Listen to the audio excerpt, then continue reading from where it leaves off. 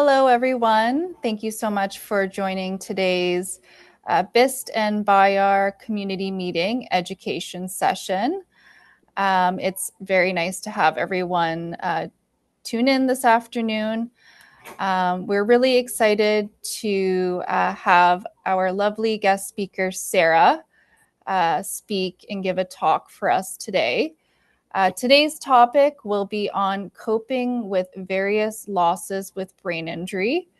And as I mentioned earlier, it is very timely and appropriate as June is Brain Injury Awareness Month.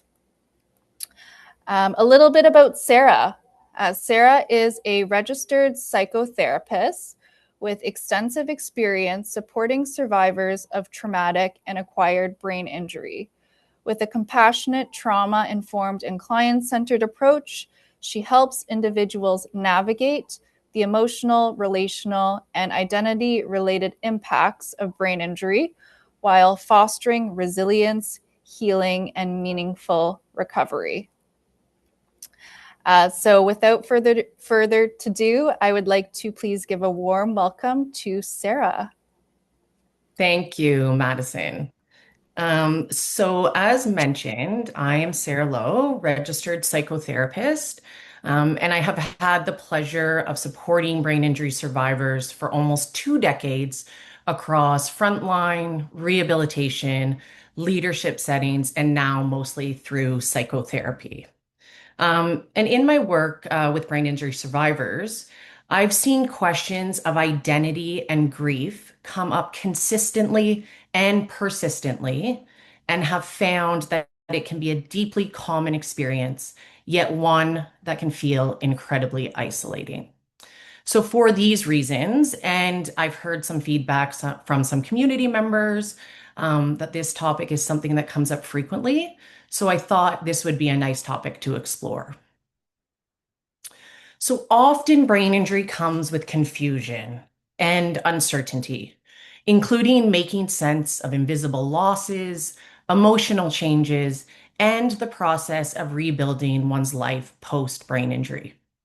So I want to start off by welcoming everybody and thanking you for having me here, but also reminding you to take in and engage with this presentation as you personally see fit, as I do understand that this topic can bring up a lot, and I invite you to pause or step away if it feels like too much. Because today is not about forcing positivity. It's about naming what can be hard to explain and making space for grief, identity change, and rebuilding. I've often heard survivors say that they no longer feel like themselves. They describe feeling differently on the inside, despite appearing unchanged to the outside world. They express things like, I don't recognize myself anymore. I miss the old me. I feel like I've lost my confidence. I don't know where I fit in anymore. Or people think I'm fine because I look fine. And I'm tired of explaining myself. And for many, what can be harder than the symptoms themselves is the feeling of being disconnected from who they were before the injury. But this does not mean that you are failing. This means that something important in your life is changing. And what is important to remember within these changes is that identity is more than a job title. Identity is more than a role title.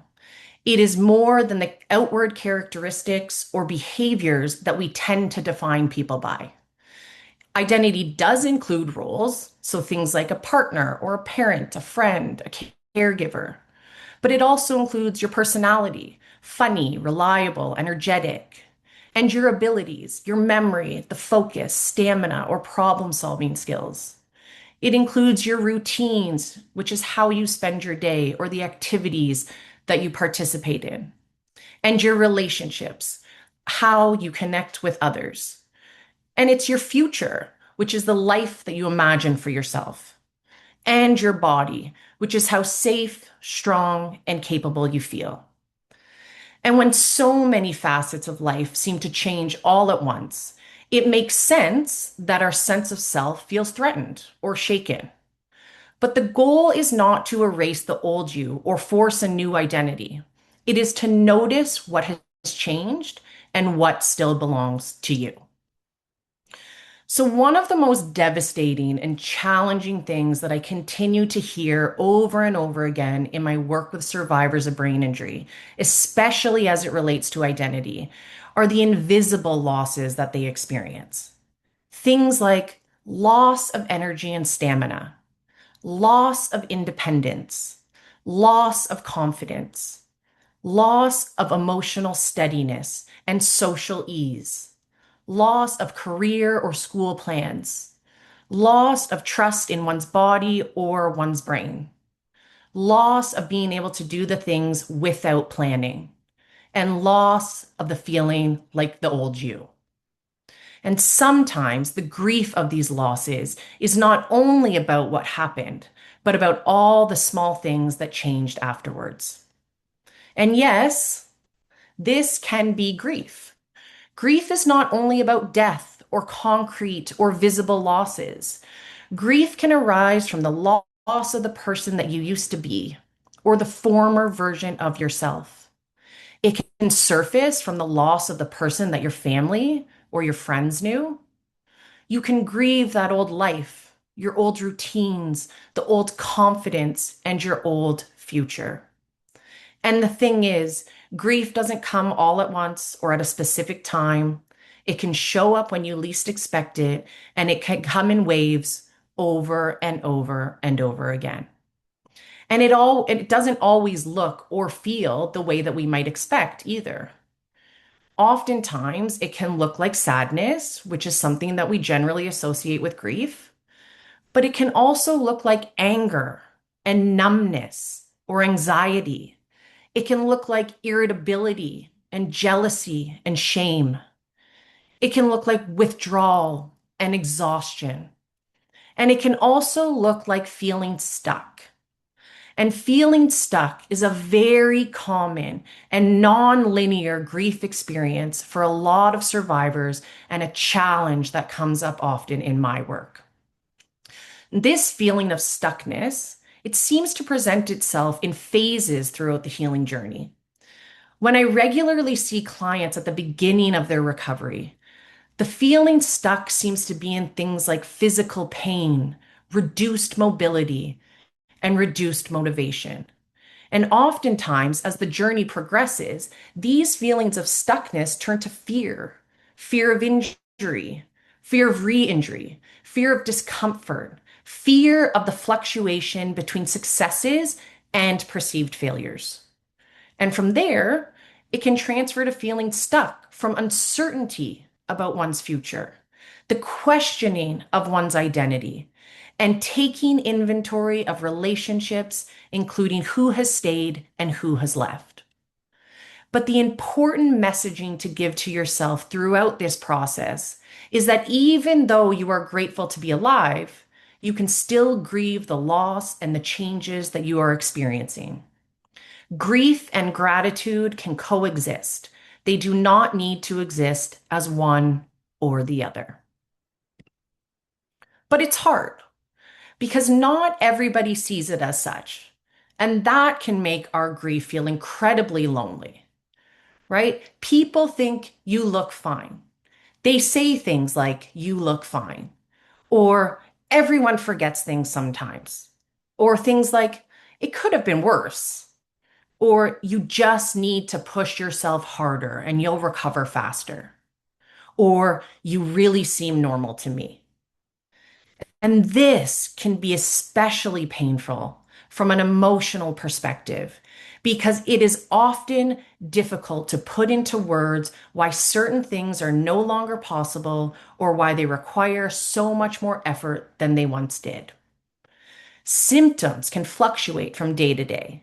And even when cognitive difficulties appear mild, and I use the term extremely cautiously, or are less obvious to others, many survivors find that they can no longer do the things with the same ease, the same consistency, or the same endurance as they did before. And as a result, they may need additional time. They may need additional support. They may need additional accommodations. And that can be difficult for others to understand. Others tend to have a lot of opinions for how survivors of brain injury look, how they act, how they feel, and how they behaved. I have seen this come up a lot in my work with brain injury survivors and the interactions with their friends and family. And I believe this can become one of the most challenging and painful layers in one's healing journey because it leaves us not only questioning relationships and how the outside world sees us, but questioning ourselves. So, what can we do when a wave of grief hits us? Sometimes seemingly out of nowhere. So, what we can do firstly is we can use practical tools. We can do things like naming the grief, which is simply the act of saying, this is grief and this is okay. We can reduce stimulation if possible. If we're at home in a brightly lit home or with the music on, the windows open, and a dog's barking, we can reduce the stimulation by dimming the lights and turning down the music.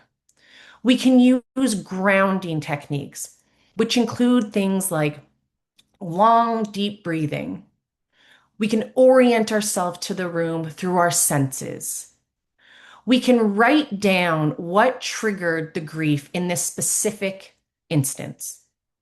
Or we can reach out to someone safe, someone constant in our life, someone that shows compassion and empathy, even if it's the first or 10th time you've told them your story. We can do small regulating actions like changing our temperature by splashing water on our face, resting, going for a walk, or getting some fresh air. And a big thing is we want to avoid making big conclusions during a period of grief. And remember, a grief wave is not proof that things are going backwards. It may just be your mind or your body processing something real and something challenging. So now that we've talked about some of the nuances of how grief can present and how it often ties into invisible losses that threaten our perceived identity, where do we go from here? Oftentimes, people ask if they have to let go of who they were and become a completely new version of themselves. Simply put, no, you don't have to do that. But many survivors feel caught between the old self and the changed self. And this experience tends to bring about feelings of grief and also bring our identity into question. Because you might feel pressured to get back to who you were, or afraid that accepting change means giving up, or that rebuilding your identity means forgetting who you were before. But rebuilding identity means finding a way to carry the parts of your old self while making room for who you are now. Because the old you is not completely gone. It might sometimes feel as though that's true. Some parts may have changed. This is true. Some parts may be hidden beneath the grief or the pain or the fatigue. But some parts are likely still completely intact, and we can hold on to these and incorporate them into who we are today and who we want to be tomorrow. But I know this is easier said than done. And I know from an abundance of experience that survivors can be extremely hard on themselves, right? They often blame themselves for not recovering faster. They compare their current self to their pre-injury self. They feel frustrated by things that used to be easy or embarrassed when they need help or accommodations. And this is a big one, and I'm sure many of you have experienced this. They feel like a burden to others. But it is extremely important to remind yourself and reframe these thoughts and feelings as again, grief, loss, life disruption, confusion, and uncertainty can create an easy entryway towards feeling this way towards yourself. So doing our best to reframe these thoughts and feelings is what we are actually experiencing can help remind us of the people we are now. So gentle reframes, things like, I am not lazy. My brain gets tired faster now. I am not unreliable. I am learning my new limits. I am not weak. I am recovering and adapting. And I am not difficult. I may be overstimulated or overwhelmed. And most importantly, it's remembering that symptoms are not character flaws. So, where do we start with rebuilding identity? Firstly, we start with the recognition and the radical acceptance that the process might happen slowly and through a series of small steps. So, what can these small steps look like?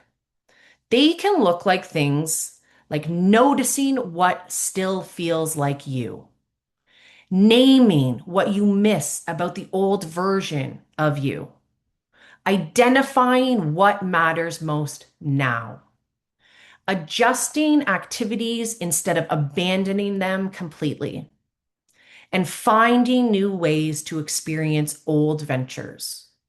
We can also create routines that respect our current energy levels and let ourselves need support without losing our dignity. And connecting with people who understand brain injury, just as you all are doing right now.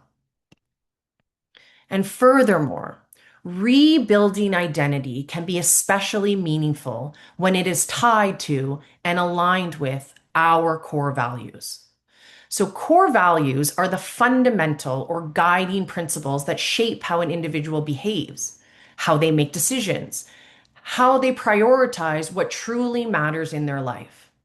They help resolve inner conflict and they prevent life from being lived based solely on external validation. So, for example, if we miss being active, the value may be strength, freedom, stress relief, or confidence. The activity itself may need to change from something like running to walking or yoga to chair stretching, but the value can still be honored. I recently worked with a client around identity awareness and rebuilding, and we together explored their core values and the life they were mourning. So, this particular client was having an extremely difficult time with the idea that they could no longer work full time. So, through exploration and reflection, they came up with the values of purpose, structure, independence, and pride as it related specifically to working full time. Um, so the idea is that we brainstormed to, so sorry. What we did was we brainstormed how these values could be satisfied within the capacity that they now hold.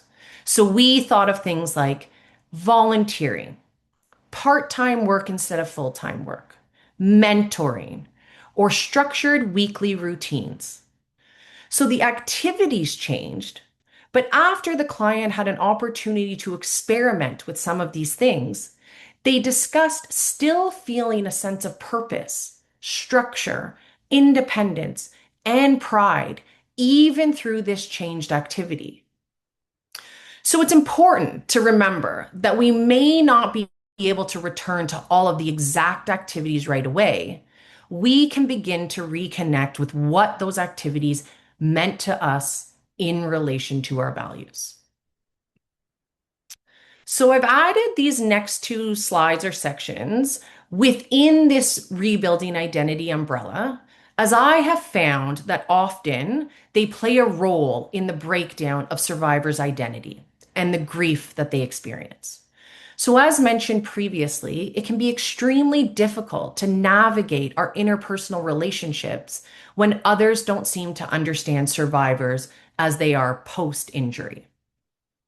And it's not the survivor's responsibility to constantly prove their injuries or argue their symptoms or justify the changes that they are experiencing. But what they can do is they can try to help others understand how they are experiencing the world now. But this isn't always easy, as people often struggle to understand the severity of the effect or the changes that survivors have experienced. But we can use simple scripts to help others understand how we need to receive support. We can say things like, I know I look okay, but my brain is tired right now. We can say, I need a quieter space. We can say, I can do this, but I need a little bit more time. Or I'm not ignoring you. I'm just feeling really overloaded. And I may need reminders, but I still want to be included. And finally, please don't compare me to how I was before. And the key messaging for you here is that needing support does not mean you have lost your voice. But what it does mean is that this is the support that you need now. You're just asking for understanding, asking for compassion, and asking for your boundaries to be respected in order to participate in life within your capacity. And what this also shows is that healing doesn't mean pretending. It means that positivity and growth can coexist with negativity and reality and layered feelings and unwanted changes. It shows that hope does not mean denying what happened, that healing does not mean you never feel grief, and that acceptance does not mean you like what happened. That moving forward does not mean leaving yourself behind. And remembering that progress may be slow, uneven, and deeply personal. And you are not required to become the old you again in order to have a meaningful life. You have the opportunity and the autonomy to make choices and decisions. And I know from a lot of experience that this can feel uncertain, as oftentimes throughout the healing journey, whether that includes things like lawsuits or insurance claims or hospital visits, it can certainly feel like our choice and our autonomy is taken away. But it's not. And if it was, it's time to take it back. So, what are the key takeaways when we talk about grieving one's previous self and life and rebuilding identity and purpose? Firstly, we want to actively participate in the grieving process as it shows up for us and when it shows up for us, while at the same time utilizing some of the practical tools we discussed previously to promote a safer and less uncomfortable experience for ourselves when it happens. Secondly, we want to revisit our values and explore how activities can change in order to maintain those values. And lastly, we want to keep things in perspective. As discussed, many survivors struggle with this changed identity because they feel that there are so many losses.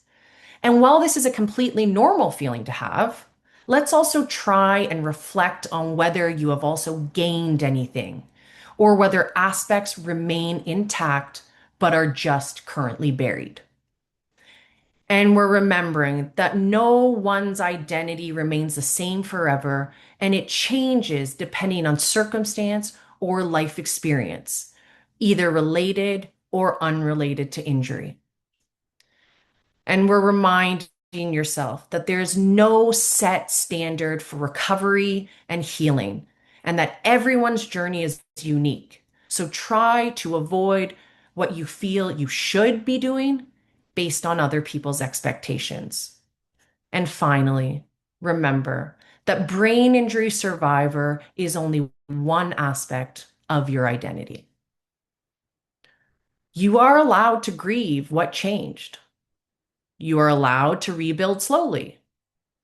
You are still here and you do still matter.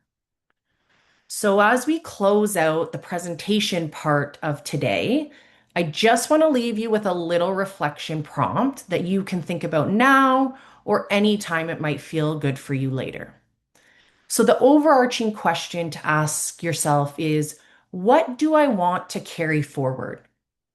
And the four reflection prompts are: one thing I want to be gentler with myself about, one part of me I want to reconnect with, one thing I wish others understood, or one small step I can take this week. Thank you so much for inviting me here today. Um, that's going to wrap up this portion. So, Madison, I think we can stop the recording. Wonderful.